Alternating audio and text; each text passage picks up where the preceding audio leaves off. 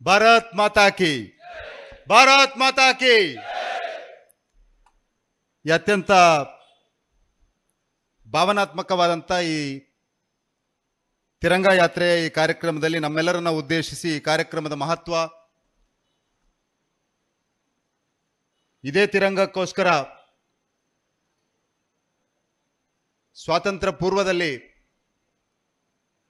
ಹಲವಾರು ಜನ ಪ್ರಾಣಾರ್ಪಣೆ ಮಾಡಿದ್ರು. ಅದರ ನಂತರ ಸ್ವಾತಂತ್ರ್ಯ ನಂತರ ಈ ದೇಶದ ಅಖಂಡತೆಯನ್ನು ಉಳಿಸಲಿಕ್ಕೋಸ್ಕರ ಅದೆಷ್ಟೋ ಸೈನಿಕರು ಈ ಧ್ವಜವನ್ನ ಮುಂದಿಟ್ಟುಕೊಂಡು ತಮ್ಮ ಸರ್ವೋಚ್ಚ ಬಲಿದಾನವನ್ನ ಮಾಡಿದಂತ ಈ ತಿರಂಗದ ಈ ವಿಶೇಷವಾದ ಪುತ್ತೂರಿನ ಯಾತ್ರೆಯ ಈ ಕಾರ್ಯಕ್ರಮದಲ್ಲಿ ನಮ್ಮೆಲ್ಲರನ್ನ ಉದ್ದೇಶಿಸಿ ಪ್ರೇರಣೆಯ ನುಡಿಗಳನ್ನು ಆಡಲಿಕ್ಕೆ ಬಂದಿರುವಂತ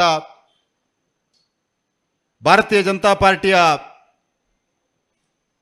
ಮಾಜಿ ರಾಷ್ಟ್ರೀಯ ಪ್ರಧಾನ ಕಾರ್ಯದರ್ಶಿ, ರಾಜ್ಯದ ಸಚಿವರು, ಪ್ರಸ್ತುತ ವಿಧಾನ ಪರಿಷತ್ತಿನ ಸದಸ್ಯರು, ನಮ್ಮೆಲ್ಲ ನಾಯಕರಾಗಿರುವಂಥ ಶ್ರೀ ಸಿ ಟಿ ರವಿ ಅವರೇ, ಭಾರತೀಯ ಜನತಾ ಪಾರ್ಟಿಯ ದಕ್ಷಿಣ ಕನ್ನಡ ಜಿಲ್ಲೆಯ ಅಧ್ಯಕ್ಷರಾಗಿರುವಂಥ ಸತೀಶ್ ಕುಂಪಲ ಅವರೇ, ವೇದಿಕೆಯಲ್ಲಿರುವಂಥ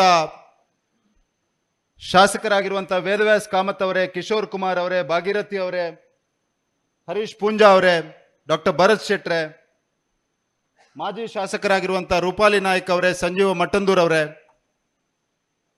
ಪಾರ್ಟಿಯ ವಿಭಾಗ ಪ್ರಭಾರಿಗಳಾಗಿರುವಂಥ ಭಾರತೇಶ್ ಅವರೇ, ಈ ಮಂಡಲದ ಅಧ್ಯಕ್ಷರಾಗಿರುವಂಥ ದಯಾನಂದ್ ಶೆಟ್ರೆ, ಶಿವಕುಮಾರ್ ಅವರೇ, ಸೇರಿರುವಂಥ ಎಲ್ಲ ರಾಷ್ಟ್ರಭಕ್ತ ಸ್ನೇಹಿತರೆ, ವಿದ್ಯಾರ್ಥಿ ಮಿತ್ರರೇ, ಮಾಧ್ಯಮದ ಸ್ನೇಹಿತರೆ,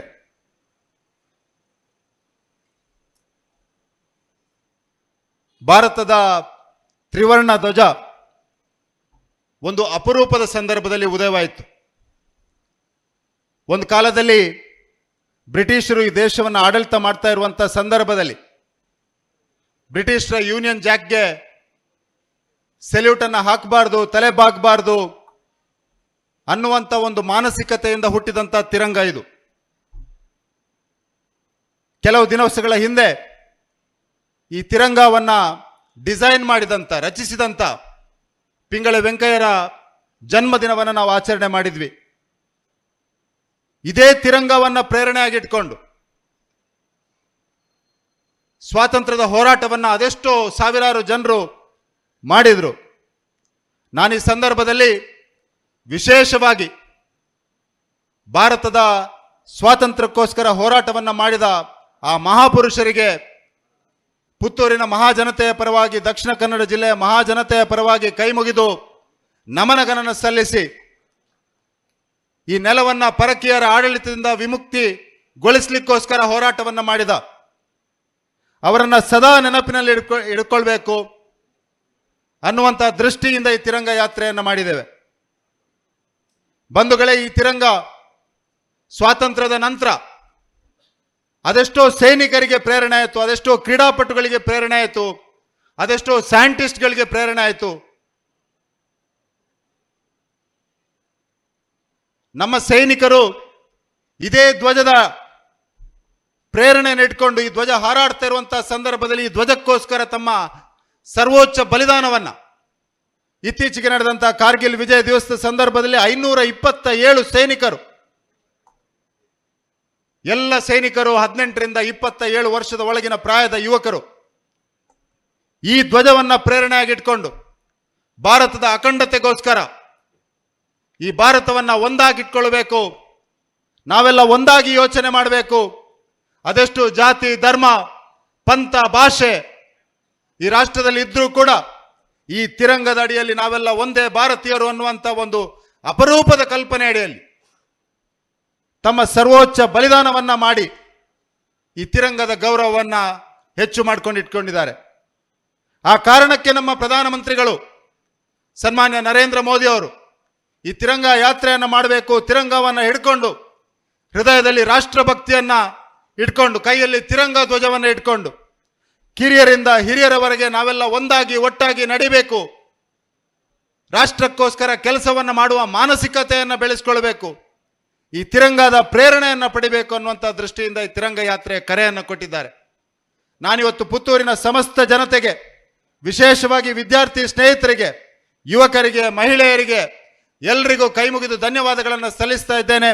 ಒಂದು ಉತ್ತಮವಾದಂಥ, ಹೇಗೆ ಹೇಳ್ತಾರ, ಮಳೆ ಇರಲಿ, ಚಳಿ ಇರಲಿ, ಹಿಮವಿರಲಿ, ತಿರಂಗಕ್ಕೋಸ್ಕರ ನಾವೆಲ್ಲ ನಡೀತೇವೆ ಅನ್ನುವ ರೀತಿಯಲ್ಲಿ ಇವತ್ತು ಅಕ್ಷರಶಃ ಮಳೆಯ ಮಧ್ಯೆ ನಮ್ಮ ಎಲ್ಲ ಪುತ್ತೂರಿನ ಮಹಾಜನತೆ ಉತ್ಸಾಹದಿಂದ, ಸಂಭ್ರಮದಿಂದ, ಸಡಗರದಿಂದ ಈ ರಾಷ್ಟ್ರಕ್ಕೋಸ್ಕರ, ತಿರಂಗಕ್ಕೋಸ್ಕರ, ಈ ರಾಷ್ಟ್ರಕ್ಕೋಸ್ಕರ ಬಲಿದಾನ ಮಾಡಿದ ಸೈನಿಕರಿಗೋಸ್ಕರ, ಈ ರಾಷ್ಟ್ರಕ್ಕೋಸ್ಕರ ಕೆಲಸ ಮಾಡ್ತಾ ಇರುವಂಥ ಪ್ರಧಾನಮಂತ್ರಿಗೋಸ್ಕರ ನಾವೆಲ್ಲ ಒಂದಾಗಿ ಒಟ್ಟಾಗಿ ನಡೆದಿದ್ದೇವೆ.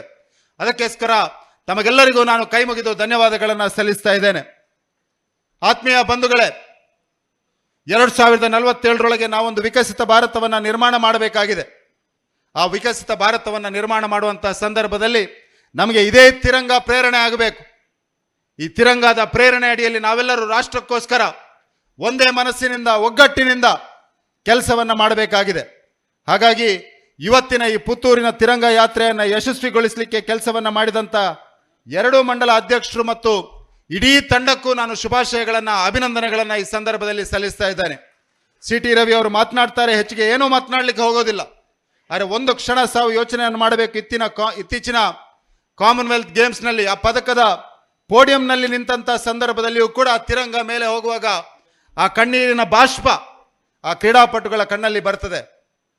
ಕ್ರಿಕೆಟ್ನ ಫೈನಲ್ನಲ್ಲಿ ಆ ರಾಷ್ಟ್ರ ಧ್ವಜ ಮೇಲೆ ಹಾರಾಡ್ತಂಥ ಸಂದರ್ಭದಲ್ಲಿ, ರಾಷ್ಟ್ರ ಗೀತೆ ಮೊಳಗುವಂಥ ಸಂದರ್ಭದಲ್ಲಿ ಅದಕ್ಕಿಂತ ದೊಡ್ಡ ಪ್ರೇರಣೆ ನಮ್ಮ ಕ್ರೀಡಾಪಟುಗಳಿಗೆ ಇಲ್ಲ. ಅದೇ ರೀತಿಯಲ್ಲಿ ನಮ್ಮ ಸೈನಿಕರು ಗಡಿಯಲ್ಲಿ ಇದೇ ರಾಷ್ಟ್ರ ಧ್ವಜದ, ರಾಷ್ಟ್ರಗೀತೆಯ ಪ್ರೇರಣೆಯಲ್ಲಿ ಕೆಲಸವನ್ನು ಮಾಡ್ತಾರೆ. ಹಾಗಾಗಿ ನಾವು ಕೂಡ ಅದನ್ನು ಪ್ರೇರಣೆಯಾಗಿ ಇಟ್ಕೊಂಡು, ನಾವು ಕೂಡ ಅದನ್ನು ಸ್ಫೂರ್ತಿಯಾಗಿ ಇಟ್ಕೊಂಡು ಪ್ರಧಾನಮಂತ್ರಿ ನರೇಂದ್ರ ಮೋದಿ ಅವರ ವಿಕಸಿತ ಭಾರತದ ಕನಸಿಗೆ ಒಂದಾಗಿ ಒಟ್ಟಾಗಿ ಶ್ರಮಿಸಬೇಕು ಅನ್ನುವಂಥ ವಿನಂತಿಯನ್ನು ಮಾಡ್ತಾ ತಮಗೆಲ್ಲರಿಗೂ ಶುಭಾಶಯಗಳನ್ನು ಸಲ್ಲಿಸ್ತಾ ಇದ್ದೇನೆ. ರಾಷ್ಟ್ರ ಸ್ವಾತಂತ್ರ್ಯೋತ್ಸವದ ಈ ಶುಭ ಸಂದರ್ಭದಲ್ಲಿ 80ನೇ ಸ್ವಾತಂತ್ರ್ಯೋತ್ಸವವನ್ನು ಆಚರಣೆ ಮಾಡ್ತಿರುವಂಥ ಸಂದರ್ಭದಲ್ಲಿ ತಮ್ಮೆಲ್ಲರೂ ವಿನಂತಿಯನ್ನು ಕೂಡ ಮಾಡ್ತಾ ಇದ್ದೇನೆ.